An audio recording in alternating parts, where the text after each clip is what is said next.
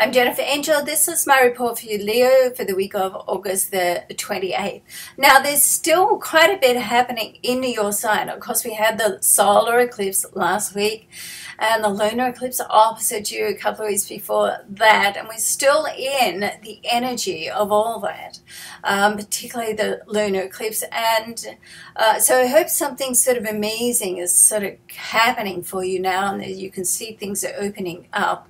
And this week we still have Mars and Venus in your sign. When Mars and Venus are starting to rub shoulders, it's a great time. It's like romance and passion. So, it's very relationship based, particularly as we did have the lunar eclipse opposite your sign.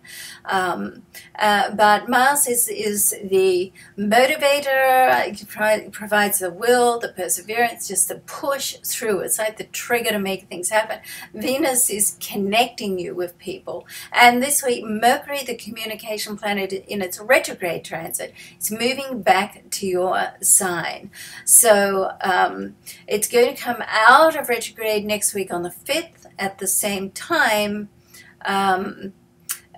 Mars will move into your next sign. So before we get to that, while Mercury moves back into your sign, Mars is going to conjunct it. So there's there's opportunity this week, putting this all together, there's opportunity this week to have discussions and start meaningful and productive discussions with whatever's going on in your life. Okay, but a couple of things to keep in mind. Mars does have a favorable interaction with Uranus. So anything that happens with Uranus sort of comes out of the blue, and Mars can be quite impulsive.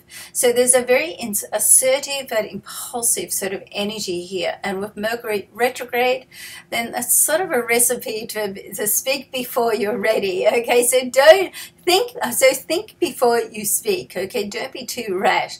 You want to build yourself in some thinking time. Make sure it's what you really want, particularly if it's around money, because with the Sun now in your money zone and Mars about to move into this area at the start of next week, then that's if it's like a get-rich-quick scheme, if it looks too good to be true, then guess what? It probably is. So you want to sort of investigate and use the time this week when Mercury is in the retrograde, which is a great time to investigate, research, and plan, okay?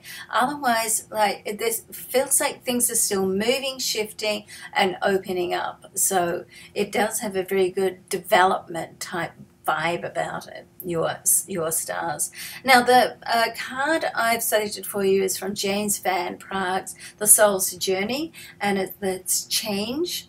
And the affirmation is, I understand that nothing can grow or evolve without movement, okay? So there's certainly lots of change around you at the moment. So number one, you want to embrace the change. Number two, you want to stay a little bit flexible so you don't get in your own way and block something that's destined to happen.